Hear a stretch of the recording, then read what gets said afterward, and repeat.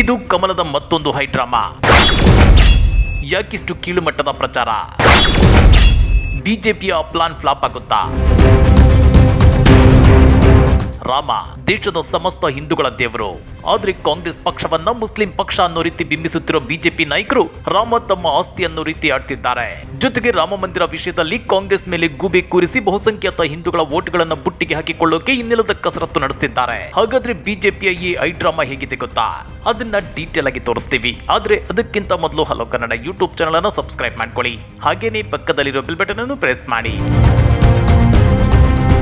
2014ರಲ್ಲಿ ಬದಲಾವಣೆಗಾಗಿ ಮತ ಕೊಡಿ ಅಂತೇಳಿದ್ದ ಪ್ರಧಾನಿ ಮೋದಿ ವಿದೇಶಗಳಲ್ಲಿರೋ ದೇಶದ ಕಪ್ಪು ಹಣವನ್ನ ವಾಪಸ್ ತರ್ತೀನಿ, ಆ ದುಡ್ಡಲ್ಲಿ ದೇಶದ ಪ್ರತಿ ಬಡವರ ಖಾತೆಗಳಿಗೆ ತಲಾ 15ರಿಂದ 20 ಲಕ್ಷ ಹಣ ಹಾಕಬಹುದು ಅಂತೇಳಿ ಜನರಲ್ಲಿ ಆಸೆ ಹುಟ್ಟಿಸಿ ಬಿಜೆಪಿ ಪರ ಜನರನ್ನ ಸೆಳೆದು ಆ ಚುನಾವಣೆ ಗೆದ್ದಿದ್ರು.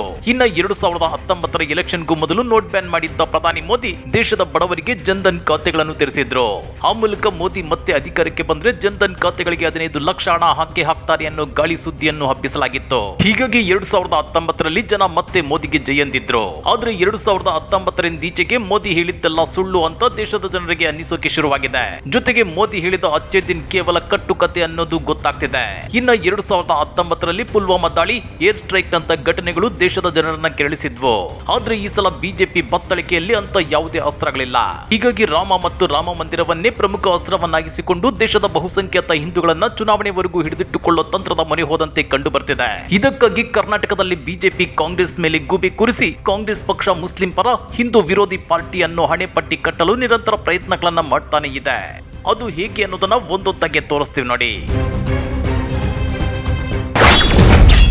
ನಂಬರ್ 1, ಆರೋಪಿ ಶ್ರೀಕಾಂತ್ ಪೂಜಾರಿ ಬೆನ್ನಿಗೆ ನಿಂತಿದ್ದು.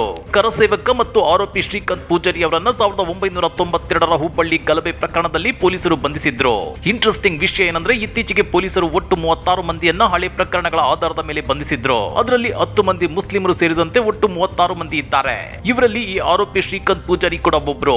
ಆದ್ರೆ ಇವರು ಕರಸೇವಕ ಅನ್ನೋ ಒಂದೇ ಕಾರಣಕ್ಕೆ ರಾಜ್ಯ ಕಾಂಗ್ರೆಸ್ ಸರ್ಕಾರ ಇವರನ್ನ ಬಂಧಿಸಿದೆ. ದೇಶ ರಾಮ ಮಂದಿರದ ಉದ್ಘಾಟನೆಯ ಸಂಭ್ರಮದಲ್ಲಿರುವಾಗ ಅದನ್ನ ಕೆಡಿಸೋದಕ್ಕಾಗಿ ಕಾಂಗ್ರೆಸ್ ಸರ್ಕಾರ ಹುನ್ನಾರ ಹೂಡಿದೆ ಅಂತೇಳಿ ಬಿಜೆಪಿ ಬಿಂಬಿಸಿ ರಾಜಕೀಯ ಲಾಭ ಗಿಟ್ಟಿಸಿಕೊಳ್ಳಲು ಯತ್ನಿಸಿದೆ. ಇದಕ್ಕೆ ಕಾಂಗ್ರೆಸ್ ತಿರುಗೇಟನ್ನ ಕೊಟ್ಟಿದೆ. ಆರೋಪಿ ಶ್ರೀಕಾಂತ್ ಪೂಜಾರಿ ವಿರುದ್ಧ 16 ಕೇಸುಗಳಿದ್ವು. ಅವರನ್ನ ಬಂಧನ ಮಾಡಿರೋದು ಕಾನೂನಿನ ಸಹಜ ಪ್ರಕ್ರಿಯೆ ಅಂತ ಹೇಳಿದೆ. ನೀವು ಬೀದಿಗಿಳಿತೀರಾ?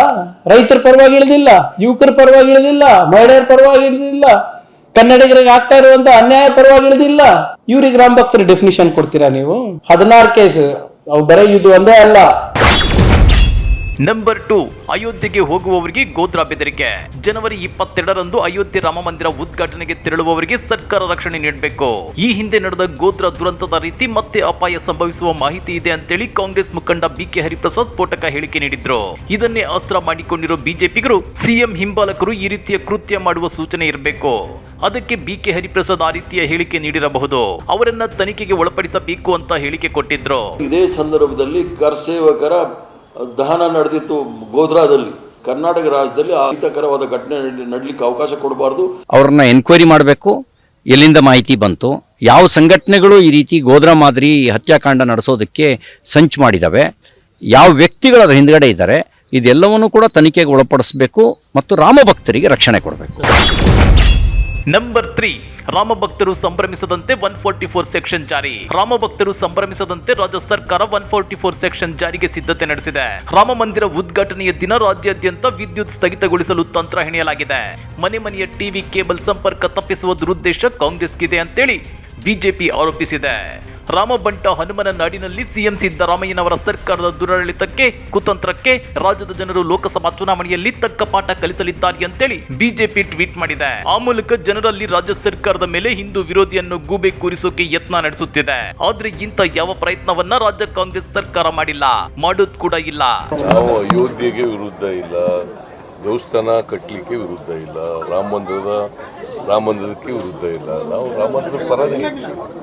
ಇಲ್ಲಿ ಗಮನಿಸಬೇಕಾದ ಅಂಶ ಏನಂದ್ರೆ ಇವೆಲ್ಲ ತೀರಾ ಸಣ್ಣ ವಿಚಾರಗಳು. ರಾಜ್ಯ ಕಾಂಗ್ರೆಸ್ ನಾಯಕರು ಎಲ್ಲೂ ನಾವು ರಾಮ ಮತ್ತು ಅಯೋಧ್ಯೆ ರಾಮ ಮಂದಿರದ ವಿರೋಧಿಗಳು ಅಂತ ಹೇಳ್ಕೊಂಡಿಲ್ಲ.